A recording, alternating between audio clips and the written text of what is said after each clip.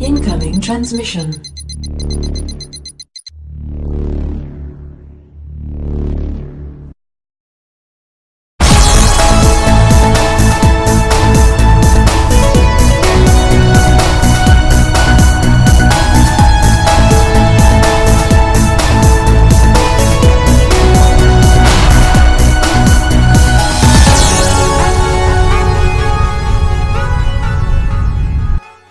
Welcome, Watchers of Illusion, to my Castle of Confusion once again. It's the 7th of September and I've got a little NES classic for you. I think you're going to enjoy this. Check this out.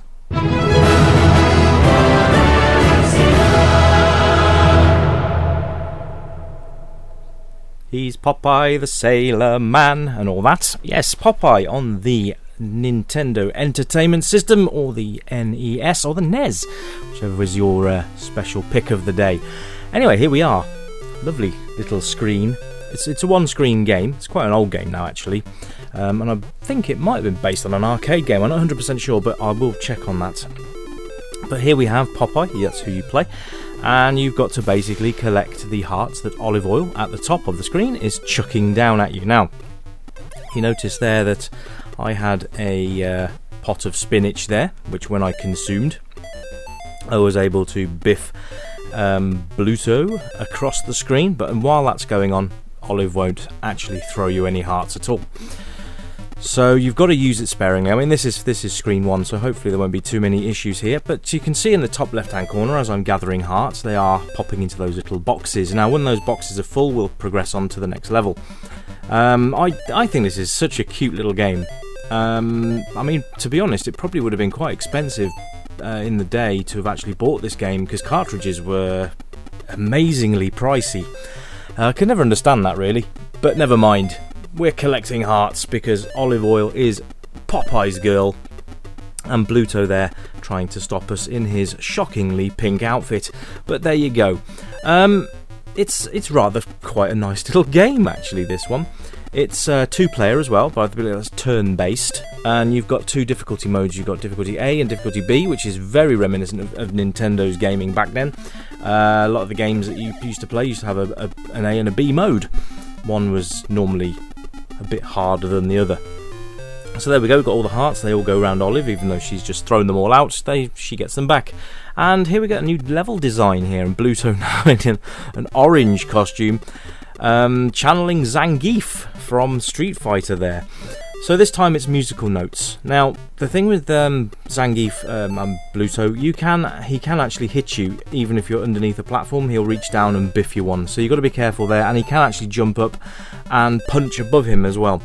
So punching well above his weight there. And he'll do things like that, jump on the platform to try and stun you. I quite like this game for the level design. I think its simplicity works ever so well. And it's nice to have a game that doesn't require a lot of thought. You just collect what Olive's giving you, and there you go, he just punched me off the platform. But yes, you just collect whatever Olive is giving you, and the levels do get substantially harder, I have to add. It's not just simplicity. There is thought process involved later, but it's not impossible. But it does ramp up the difficulty level significantly over the course of levels, so it eases you in, and I like that. I think that's really nice. Graphically, it's superb. I actually really like this. You can tell it's Popeye, you can tell it's Bluto, you can tell that's Olive Oil, and is that Sweet Pea up there in the top left, floating around in a balloon. So there we go. We've completed that level now. I love the mechanics of this game as well. Again, it's simple. The idea is to, in this level, she's been kidnapped by a vulture. I mean, I guess it happens. I don't know.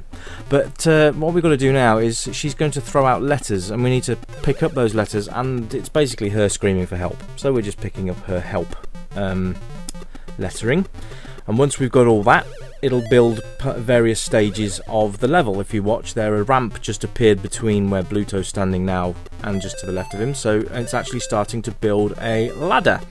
So the idea is to complete that ladder. I'll punch that vulture in the face, as you do. I'm going to complete the ladder by picking up the rest of these letters that she's shouting out, and that is the way this level is done. And he's wearing a sort of, I don't know, maroon type costume this time. Bluto, the man of much wardrobeage, if that's even a word. If it's not, I've made it one. So there you go. This is Popeye, and it's great. It's absolutely great. And I like the fact that you can have a turn-based game, so you've got a little bit of rivalry you can have with your friends, try and get better scores than each other, see how far you can get. I like that.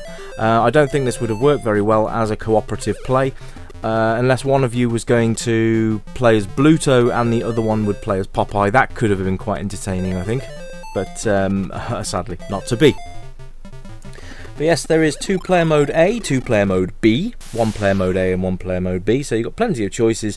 I just like the fact that you have options, and I think that's really good, and it's important for the early stages of games as well. I mean, this is obviously one of Nintendo's early jobs, and but again, I mean, even the music, you've got the music going on in the background, that's really nice as well.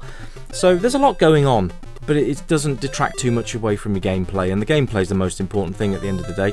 There we go, finish the ladder. Now I think we're going on to the next level, are we? Yes. Oh, we're back on to stage 1 again. Okay, right. So, I wonder how different this is going to be. If you notice when I pick up the spinach, Bluto turns a different colour, which means he's hittable. You can actually punch that balloon and it will knock that bucket, but he's got to be right under it to be able to do it. Oh, okay, now we're getting the skulls thrown at us, so it's stage 1, but it's stage 1 plus extra enemies and hazards to avoid, which is fun. You know, if it was just the same stuff hashed over and over again, I think it would become quite boring. But I think this works really well to have the extra added threat on the screen. So you've got Bluto there looking to punch me. I know he is because he's just evil. And then you've got the old hag in the top right hand corner throwing skulls at me, which is lovely. There you go. Hyper uppercut from Bluto. Anyway, I'm going to leave it there. That's been Popeye for the NES. This has been the Retro Revival Show. I've been Rich. I'll catch you on the next one, folks. Bye for now.